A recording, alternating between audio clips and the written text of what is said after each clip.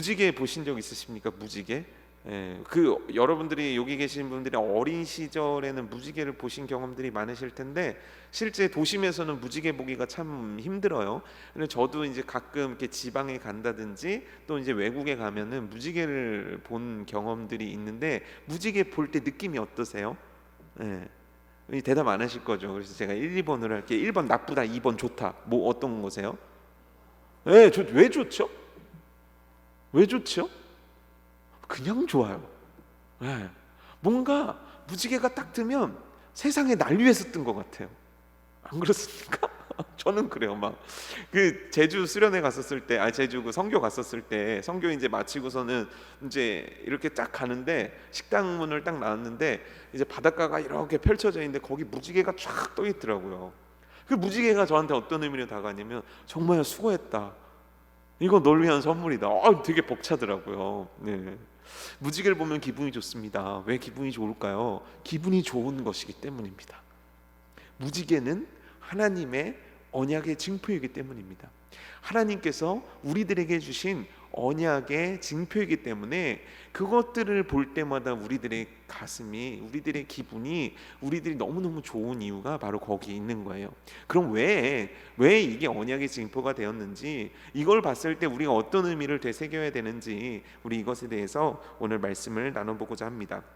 이제 홍수가 났죠. 온 세계가 물로 덮였어요. 근데 비만 온 게 아니라 하늘에 궁창이 뚫렸고 막 우리 강도사님이 설명해 주셨듯이 쓰나미가 막 일어났고 그리고 지진이 일어났고 뭐 이 지각 변동이 어마어마하게 일어났을 거란 말이에요. 그 어마어마한 변화 속에서 홍수가 다 맞춰지고 물이 다 빠진 땅 위에 올라선 노아와 가족들은 그곳을 보면서 어떤 생각이 들었을까요? 참 아름답구나 이 생각이 들었을까요? 아니면 이 폐허가 된 세상을 보면서 한쪽 마음이 무거웠을까요? 여러분들은 어떠셨을 것 같아요? 그냥 땅을 밟았다는 것만으로도 막 행복했을까요? 아니면 너무너무나 많은 것들이 달라진 땅을 보면서 한편으로는 어떡하나라는 생각이 들었을까요? 실제 홍수가 끝나고 나서요, 이제 노아와 그 가족들은요 처음부터 다시 시작해야 되는 상황에 놓인 거예요. 그럼 그들에게 있어서는요 한 가지 트라우마가 남게 되는 거죠. 그건 뭐냐면 우리가 죄를 지으면 하나님이 또 심판하시는 거 아닌가? 또 비가 오는 거 아닌가? 이제 지난주에 우리 박 목사님이 말씀해 주셨는데 이 아주 궁창이 이제 하늘의 궁창이 사라지면서 지구에 아주 강력한 변화가 일어나는데 사계절이 생긴 거잖아요. 사계절이 생기면 어느 땐 비가 많이 온다고요. 어느 땐 비가 안 온다고요. 그럼 막 비가 많이 내리는 그 장면을 보면서 이 노아와 가족들이 느꼈을 감정은 뭐였을까요? 두려움 아니었을까요? 또 설마? 이런 무서움이 느껴지지 않았을까요? 지금 우리가 생각할 때 땅을 밟은 이 노아와 이 가족들은 정말 행복했겠다, 정말 좋았겠구나 그랬지만, 그렇게 생각할 수 있지만 그들의 한편으로는 걱정, 그들의 한편 마음속에는 어찌 살아야 되는가에 대한 두려움, 그리고 그들에게는 또다시 이런 일이 있으면 어떡하나라는 그 막연한 공포가 그들 가운데 있었다라는 거죠. 그러면 이때 하나님께서는 이들에게 어떠한 말씀을 주시고 이들에게 어떠한 역사를 행하기 원하셨는가, 오늘 이 말씀을 통해서 우리는 배울 수 있는 거예요. 먼저 우리 1절 말씀 다시 한번 읽어볼까요? 시작. 1절 말씀 시작.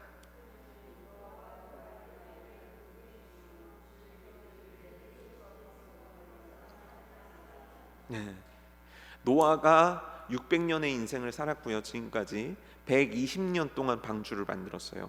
그리고 그 방주에 들어갔던 시절 역시 노아는 햇볕도 그렇게 환하게 들지 않는 방주에서 그 수많은 동물들이 우러대는 곳에서 진짜 하루도 쉬지 않고 동물들의 먹이를 줘가면서 그 배를 관리했었어야 되는 거예요. 120년 동안 하루도 쉬지 않고 그는 노아의 방주를 지었던 거예요. 그리고 나서 딱 땅에 도착을 했어요. 하지만 그 지금 땅에는 자기가 전에 살았던 화려한 문명과 편한 시설 같은 것들이 다 사라진 상황이에요. 그는 어쩌면 땅을 그가 밟았을 때 그 땅의 모습은 그 전에 그가 기억하고 알았던 땅의 모습과는 정반대의 모습일 수도 있어요. 그런 상황에서 불안과 공포와 두려움과 걱정이 그 안에 또 피로감과 여러 가지 곤고함이 가득했을 그와 그의 가족들에게 하나님은 무엇라고 말씀하셨는가? 하나님이 노아와 그 아들들에게 복을 주셨다. 복을 주셨다. 하나님께서 축복해 주셨다라는 거예요. 그렇게 복을 주시며 하신 말씀이 뭡니까? 생육하고 번성하고 충만해라. 이걸 다른 번역으로 보면 어떻게 됐냐면 너희는 자녀를 많이 낳고 번성하여 땅을 가득 채워라. 자녀를 많이 낳게 해주시고 그 자녀들로 이 땅이 가득 차게 해주시고 그 가득 참을 통해서 이 땅이 변화되어지는 그 축복을 지금 하나님께서는 노아와 그 가족들에게 주신 거예요. 그러니까 노아는 걱정과 두려움으로 이 땅을 뒤졌는지는 모르지만 하나님께서는 그를 축복하셔서 그의 인생을 축복된 인생으로 바꾸어 주시고 그의 앞으로의 모든 길들을 축복으로 바꿔 주셨다는 거예요. 누구에게? 하나님의 말씀에 순종한 자들에게. 하나님의 말씀에 순종한 자들에게 하나님은 이와 같이 복을 주시는 거예요. 노아는 순종했습니다. 그리고 방주를 만들었습니다. 그리고 방주에서 하나님 말씀을 그대로 지켰습니다. 그리고 땅에 내려왔습니다. 그때 하나님이 주신 건 축복이었다는 거예요. 노아의 순종은 그냥 허공으로 흩어져 버리는 게 되지 않았다고요.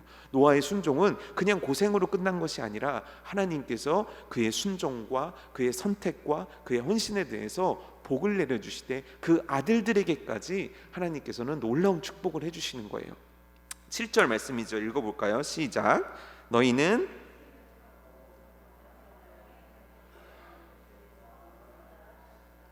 같은 표현이에요. 다산해라, 증가해라, 가득 차라, 많아져라, 이 뜻이에요.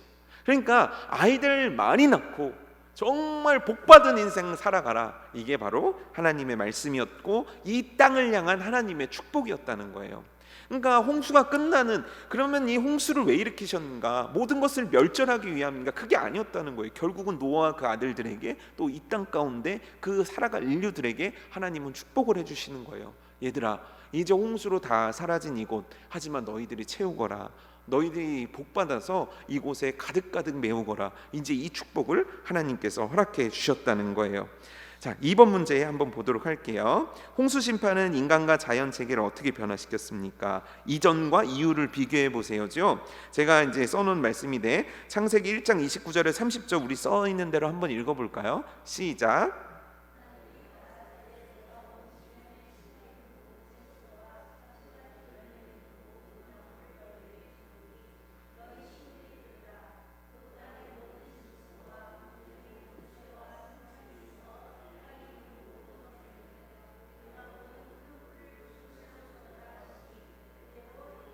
네, 제가 퀴즈 하나 낼게요. 사람은 뭘 먹어야 될까요? 창세기 1장에서 말씀하신 건 사람은 뭘 먹어야 되죠?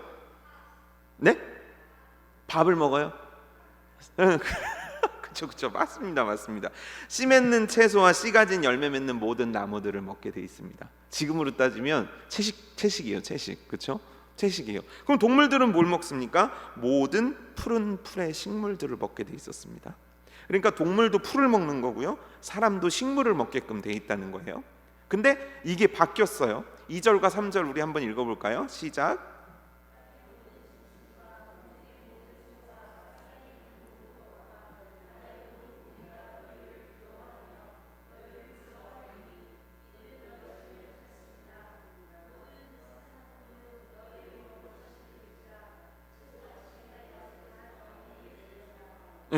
홍수 이후 사람들은 뭐를 먹을 수 있게 됐습니까?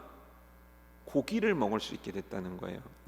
물고기를 먹을 수 있게 되었고, 산에 날아다니는 고기를 먹을 수 있게 되었고, 땅에 있는 산 동물들을 먹을 수 있게 되었다는 거예요. 하나님께서 창세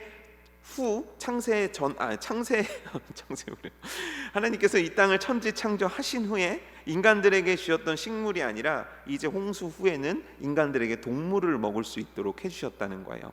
짐승을 먹게 해주신 거예요. 근데 그냥 먹게 해주신 게 아니에요. 여기 또 하나님의 어마어마한 은혜가 숨겨져 있습니다. 그게 뭐냐면 동물들이 어떻다는 거예요? 바다의 모든 고기가 너희를 두려워하며 너희를 어떻게 해요? 무서워한다는 거예요. 그러니까 예전에는 동물들과 사람들이 그냥 똑같이 지냈단 말이에요. 그 주일학교 노래 중에 사막에 샘이 넘쳐 흐르리라, 사막에 뭐가 또 피죠? 짱기 내리라, 주님이 다스리는 그 나라가 되면은 사막이 꽃다곤 되리라, 독사굴에 어린이가 손 놓고 어떻게 해요? 물려요? 병원 가요? 그럼 어떻게 돼요? 독사굴에 어린이가 손 놓고 장난쳐도 물지 않는, 주일학교들 안 다니셨습니까? 예, 그런 거 있지 않습니까? 그거예요. 그거 에덴 동산이 그때 같았고 노아의 홍수 이전에는 그랬다는 거예요. 근데 이제는 달라졌어요. 생태계가 달라졌어요. 인간들에게 고기를 먹게 하기 위해서 하나님께서는 그 짐승들이 사람을 두려워하고 무서워하게 만든 거예요.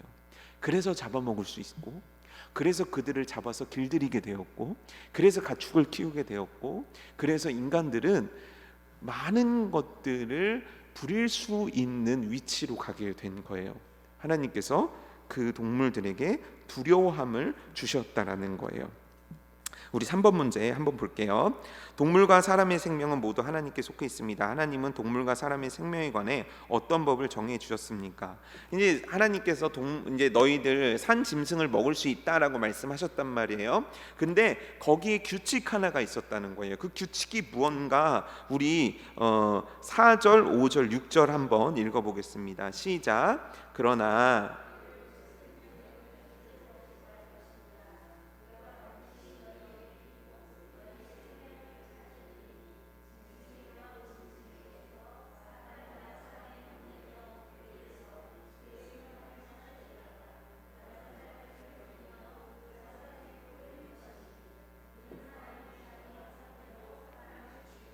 네, 고기를 어떻게 먹지 말래요?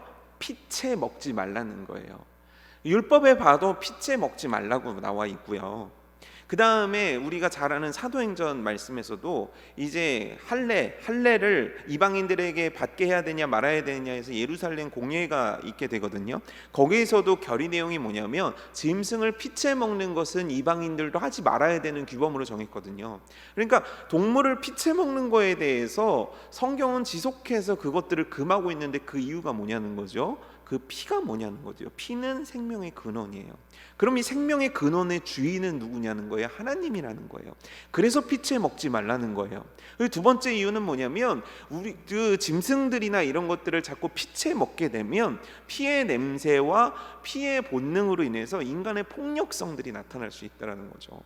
그래서 하나님께서는 이 피채 먹지 말라는 것을 인간들에게 다시 한번 주지시키는 거예요. 고기를 먹어라. 근데 피채 먹지는 말아라. 왜냐? 생명의 근원이 하나님에게 있기 때문이다. 이것을 침범해서는 안 된다. 이것을 침해해서는 안 된다는 것을 알려주시는 거죠. 그러면서 하시는 말씀이 뭐냐면 동물들과 인간에 관련된 규범을 세우셨어요. 두려워해야 되는 존재가 됐어요. 인간은 동물들이. 그리고 피채 먹어서는 안 된다는 규범이 생겼는데 그런 다음에 인간과 인간 사이의 규범을 또 말씀하시는 거예요. 그게 뭡니까? 우리 5절 말씀이죠. 내가 그 짐승에게서 사람이나 사람의 형제면 그에게서 그의 생명을 찾으리라. 이게 무슨 뜻이냐면 사람의 피를 흘리게 하지 말아야 된다는 거예요. 네. 근데 여기 6절 보면 다른 사람의 피를 흘리면 그 사람의 피도 흘릴 것이니 이는 하나님이 자기 형상대로 사람을 지으셨습니다라고 나와 있는데 이 사람의 형상대로가 뭡니까? 우리라는 존재는 하나님께서 만드신 존재고 우리는 하나님 닮은 존재라는 거예요. 우리는 영적인 존재라는 거예요. 하나님의 거룩함이 우리들에게 있는 거예요. 하나님의 형상이 우리에게 있는 거예요. 그렇기 때문에 너희들은 사람을 함부로 죽여서는 안 된다는 거예요. 만약에 죽이면 어떻게 되는가? 여기 말씀에 나와 있죠. 사람이나 사람이 피를 흘리면 사람의 피도 흘릴 것이다. 이게 뭡니까? 만약에 너가 피를 흘리게 하면 너도 피를 흘리게 된다는 거예요. 이것에 대해서 하나님께서 말씀하고 있는 거예요. 근데 여기서 보면 사람이나 사람의 형제면 그에게서 그의 생명을 찾으리라. 다른 사람의 피를 흘리면이라고 나와 있잖아요. 이 피를 흘리면이라는 거는 뭐냐면 고의적인 걸 의미하는 거예요. 그러니까 예를 들어서 무슨 어떤 일을 하다가 정말 사고로 누군가가 죽었다 이걸 의미하는 게 아니라 가인처럼 어떤 고의적인 생각을 가지고 누군가한테 해를 입히는 경우가 여기에 속하는 거예요. 그러니까 너희들이 악한 마음과 악한 생각을 가지고 사람을 해하게 되면 그 해함으로 너희들이 해함을 받게 된다는 거예요. 근데 왜 그러냐는 거예요. 왜냐하면 사람은 하나님의 형상을 닮은 존재 아니냐는 거죠. 여러분, 사람은 하나님의 형상 닮은 존재에 대한 거 맞습니까? 틀립니까? 맞다 1번, 틀리다 2번. 뭡니까? 전반적으로 손가락도 들기 싫어하시면은 밥숟가락은 어떻게 드시려고 그러십니까? 예. 1번 나는 사람이 하나님의 형상을 닮은 자라고 생각한다. 1번 아니다. 2번 뭡니까? 대부분 1번이죠. 그럼 또 하나 물어볼게요. 그러면 나는 옆에 있는 사람이나 주변에 있는 사람들을 하나님의 형상 닮은 사람으로 인정한다. 맞다 1번, 틀리다 2번. 정말이십니까? 진짜이십니까? 이거 우리 진짜 한번 고민해 봐야 됩니다. 우리가 사람을 죽이진 않아요. 그렇죠? 그렇지만 우리는 진짜 한 사람에 대해서 하나님의 형상 닮은 사람으로 존중하거나 배려하거나 생각하거나 사랑하는 일들을 그렇게 잘하지 못합니다. 제가 금요일날 나눴던 말씀인데 참 두고두고 머릿속에 생각이 남아요. 뭐냐면 손 마른 자를 바리새인들이 데리고 온 거예요. 회당에. 그날은 안식일이었어요. 손 마른 자라는 뜻은 뭐냐면 이제 손을 쓸 수 없는 자를 뜻하는데, 외경에 보면 이 오른손인데 오른손이 다친 거예요. 이 사람이 석공이었다고 해요. 그러니까 이 돌을 만지는 사람인데 아마 돌에 찧었거나 망치에 찧었거나 손을 못 쓰게 된 거예요. 그러니까 장애를 갖게 된 사람인데 바리새인들이 이 사람을 딱 데리고 와요. 안식일에. 그러면서 예수님 앞에 딱 세워놔요. 안식일에 병 고치는 것이 옳습니까? 딱 물어봐요. 자, 바리새인들 입장에서 이 손 마른 자는 하나님의 형상을 닮은 사람입니까? 아닙니까? 좀 질문을 바꿔볼까요? 바리새인들은 이 사람을 왜 데리고 왔습니까? 이용하려고요. 써먹으려고요. 그래서 이용 가치가 없으면 버리려고요. 많이 지금 우리들 시대 가운데 사람에 대한 생각들이 이와 같지 않습니까? 그냥 필요하면 갖다 쓰고 말면 버리고, 이거 우리들에게도 너무 가까운 개념들 아닙니까? 바리새인들에게 이 사람은 불쌍한 존재가 아니에요. 사랑을 베풀 존재가 아니에요. 긍휼히 여겨야 될 존재가 아니에요. 그냥 한번 쓰고 버리면 돼요. 그냥 여기 데리고 오는데 푼돈 몇 푼 주고 그냥 데리고 오고 쓰고 버리면 되는 존재예요. 바리새인들에게는요. 하나님의 율법을 알고 하나님의 말씀을 잘 지킨다고 지키고 진짜 교회 열심히 다녔던 바리새인들이 결국 사람을 그렇게 생각했어요. 끌려온 그 손 마른 자, 예수님은 어떻게 하셨을까요? 그가 왜 왔는지도 알아요. 이들이 어떤 생각을 가졌는지도 알아요. 그리고 지금 이 사람을 고치면 어떤 위험에 처할지도 예수님은 알아요. 근데 예수님은 이 사람을 고치십니다. 왜죠? 하나님의 형상을 닮은 사람이기 때문에. 이 역시 하나님의 자녀이기 때문이죠. 우리들에게 그 시선이 있냐는 거죠. 결국 우리가 전반기 내내 나눴던 말씀은 사랑하라는 거예요. 누구를요? 하나님의 형상 닮은 그를 사랑하라는 것. 하나님의 형상 닮은 그녀를 사랑하라는 거예요. 그럼 우리가 진짜 하나님 형상을 닮은 사람을 살인해서 죽이진 않지만, 그렇게까지 하진 않지만 내가 진짜 사랑하고 있는가? 이거에 대해서 우리는 깊이 생각하며 묵상해 볼 필요가 있다라는 겁니다. 우리 4번 문제 한번 볼까요? 하나님은 노아와 언약을 맺으시면서 무엇을 약속하셨습니까? 우리 8절에서 11절 말씀 한번 읽어보도록 할게요. 8절에서 11절 말씀입니다. 시작. 하나님이 노아와 내가 내 언약을 너희와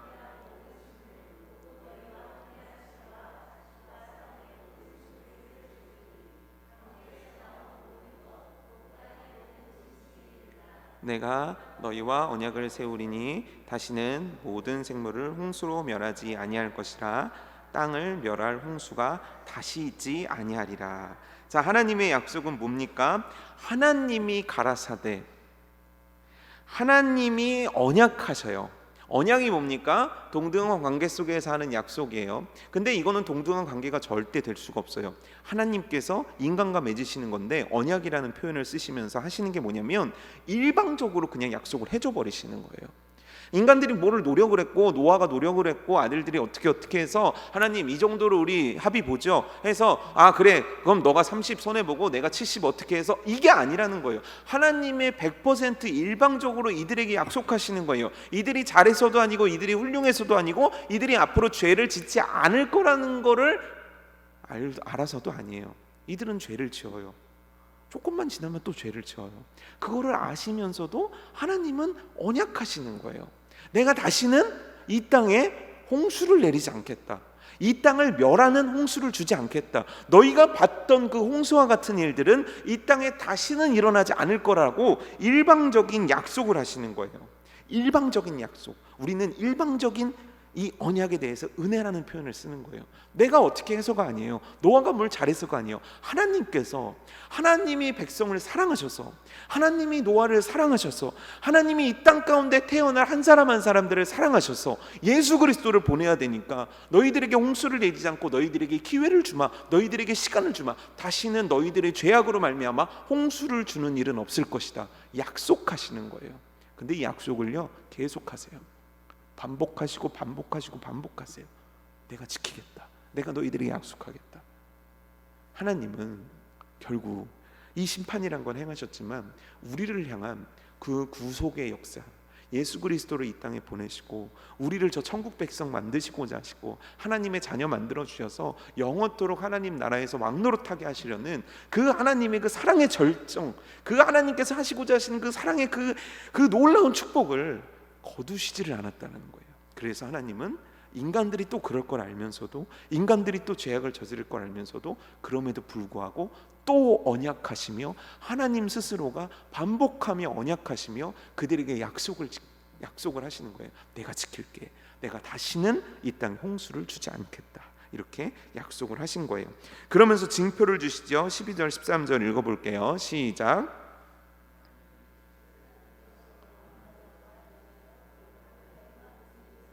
대대로 영원히 세우는 언약의 증거는 이것이니라. 내가 내 무지개를 구름 속에 두었나니. 아멘. 예, 너희와 하나님이 이르시되, 하나님이 말씀하셨어요. 내가 나와 너희 및 너희와 함께하는 모든 생물 사이에, 그러니까 이 땅에 존재하는 모든 피조물까지에게도 약속하시는 거예요. 대대로 영원히 세우는 언약의 증거는 이것이다. 구름 속에 뭘 뒀다고요? 무지개를 내가 두었다. 여기서 구름 속이라는 단어는 뭐냐면 구름 속에 무지개가 쫙 숨어 있다가 구름이 딱 계시면 무지개가 뿅 나온다, 이 뜻이 아니에요. 이 구름 속이라는 의미는 뭐냐면 비가 오면 하늘에 어떤 현상이 일어나죠?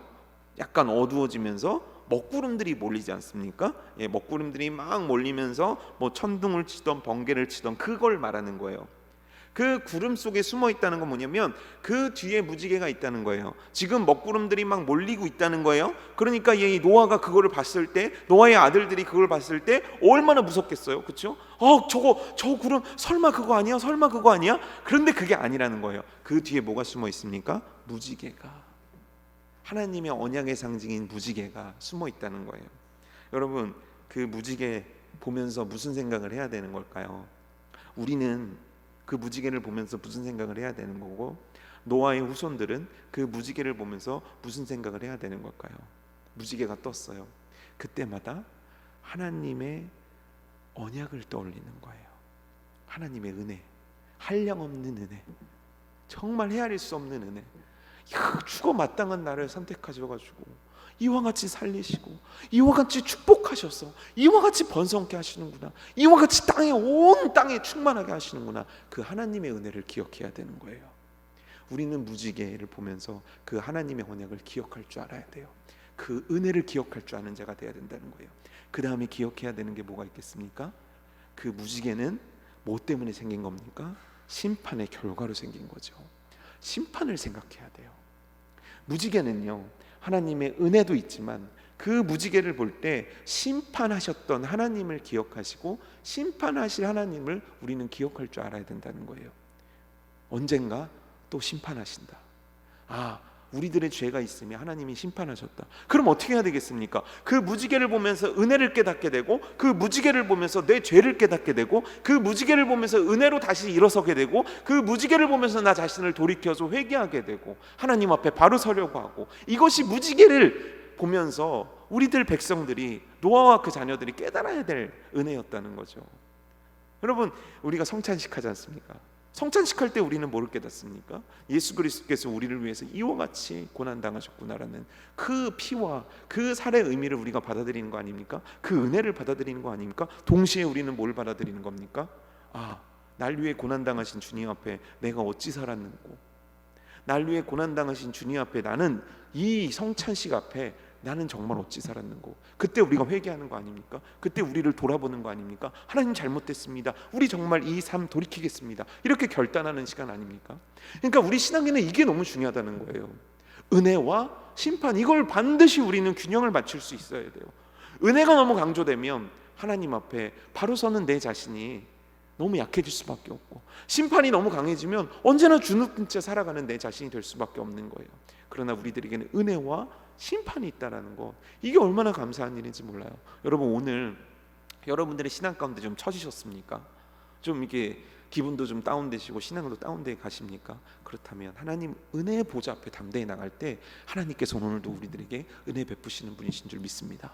나 자신을 돌아볼 때 참 하나님 앞에 부끄럽고 죄스럽습니까? 그렇다면 그 자리가 회개의 자리가 되고 그곳에 다시 일어날 때 하나님께서는 또 한량없는 은혜를 우리에게 허락하실 줄 믿습니다. 그 무지개는 우리들에게 그와 같은 의미를 준다는 거예요. 우리 6번 말씀 읽어보겠습니다. 13절이죠. 시작. 내가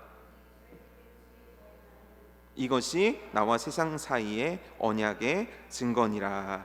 이 누구 겁니까? 내가 누구 무지개입니까? 내 무지개를 하나님의 무지개를 두었다는 거예요. 하나님께서 사랑하셔서 우리들에게 주신 하나님의 무지개, 하나님의 것을 우리들에게 주셨다는 거예요. 자, 홍수 이후로 그래서 사람들은 철들고 달라져서 죄를 안 지었겠습니까? 네. 그 여러분들도 기억해 보시면 아시겠지만 요즘은 웬만한 뉴스 가지고 놀래십니까? 안 놀래십니까? 안 놀랍니다. 제가 아직도 기억나는 게 무슨 예전에 초등학교 때인가 뉴스가 하나 나왔는데 진짜 대한민국이 들썩들썩거렸습니다. 이름이 지존파였는데 기억나십니까? 막 그래서 어마어마한 범죄를 저질렀다 그래가지고 막 대서특필 됐는데 요즘은요 웬만한 뉴스가 눈에 안 들어옵니다. 하도 일이 많아요. 하도 사건이 많아요. 아니 도대체 이게 인간이 저지른 일인가? 이게 어떻게 이런 일을 저지를 수 있냐? 이런 뉴스들이 너무너무 많습니다. 인간은요 결국 하나님 말씀에 순종해서 하나님 뜻대로 살아들였는가? 아니요. 노아의 방주 사건 이후로 끊임없는 불순종, 끊임없는 죄악을 인간들은 저지르면서 살아서 지금까지 온 거예요. 그럼에도 불구하고 그것들을 알고 계신 하나님께서 그럼에도 불구하고 하신 말씀이에요. 15절 17절입니다. 시작.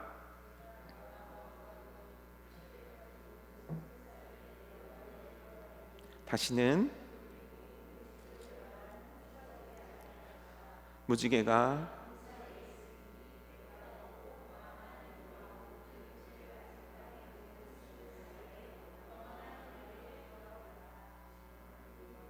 또 이르시되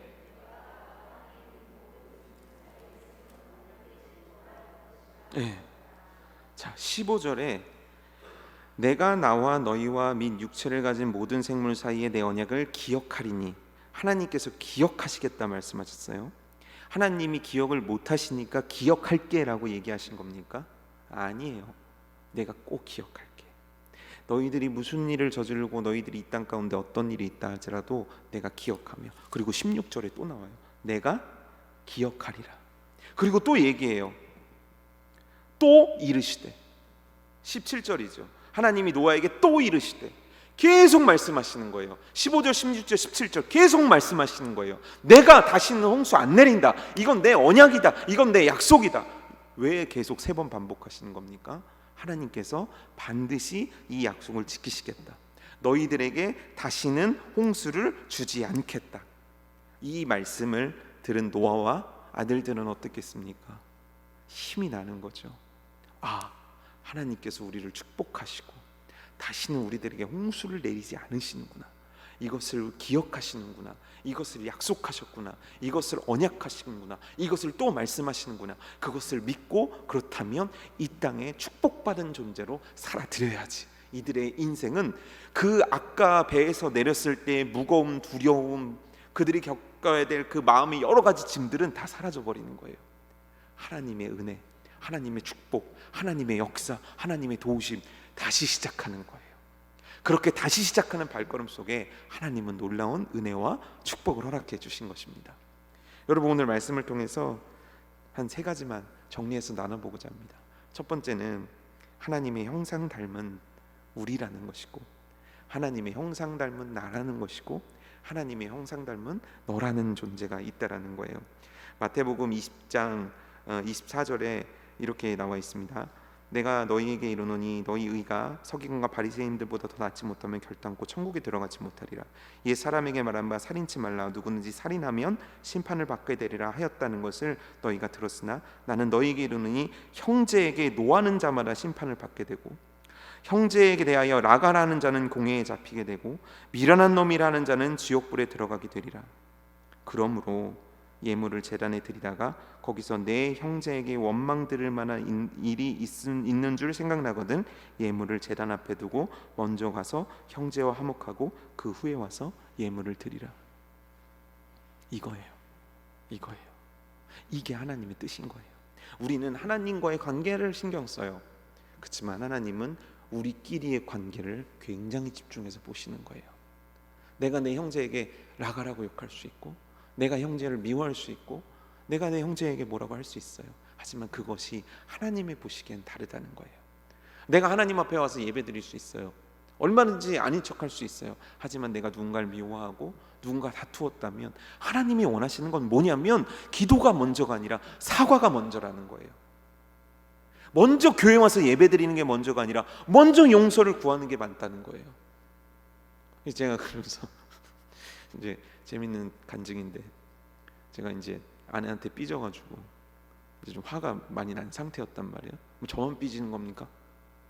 아니, 저만 삐집니까? 죄송합니다. 이게 참 쪼잔해지는 게, 남자가 40이 넘어가니까 그렇게 잘 삐져요? 공감을 전혀 못하시는 대범하신 남자분들만 계셔가지고 죄송합니다. 그 속이 이렇게 됐어요. 그리고 하나님 기도를 시작한 거예요. 하나님, 제가 지금 속이 많이 상했습니다. 이유는 이러이러합니다. 그래서 기도를 하는 거죠. 근데 하나님께서 말씀을 주신데 이 말씀을 주시는 거예요. 예물을 제단에 드리다가 거기서 내 형제에게 원망 받을 만한 일이 있거든 예물을 제단 앞에 두고 먼저 가서 형제와 화목하고 그 위에 와서 예물을 드려라. 그리고 제가 아내를 기다렸다가 새벽 예배 기도 끝나 아내를 기다렸다가 미안해 그리고 도망갔어요. 여러분, 진짜 중요한 건요, 하나님의 관계가 중요한 줄 아는 자는 내 형제와의 관계도 중요한 줄 아는 거예요. 그가 비록 부족하고 참 별로라고 할지라도 하나님의 형상 닮은 사람이라는 것을 우리 인정하고 사랑해야 되는 존재라는 것을 기억하기를 원합니다. 그리고 이어서 또 나눌 말씀은요, 결국 하나님은 홍수가 끝이 아니었던 거예요. 홍수를 시작으로 해서 은혜 베풀기 원하신 거예요. 무지개가 그 언약의 상징이에요. 여러분, 오늘도 우리들에게는 무지개와 같은 십자가의 은혜가 있지 않습니까? 아까도 말씀드렸지만 그 십자가 은혜 앞에 나오는 은혜가 우리 가운데 있기를 축복합니다.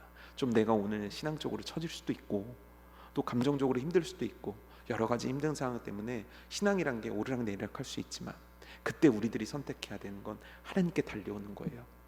왜냐하면 하나님은 탕자를 기다리셨듯이 우리가 하나님 품에 오는 것을 너무너무 좋아하고 기다리시는 분이기 때문입니다. 그러니 여러분들이 어떤 상황이 있든지 하나님 품으로 달려오는 은혜가 있기를 원하고, 만약 여러분들이 내가 정말 하나님 뜻에 맞지 않은 자리에 있다면 그 무지개를 기억하며 그 심판을 기억하며 하나님 앞에 바로 서는 은혜가 우리 가운데 있어지기를 주님의 이름으로 축복합니다.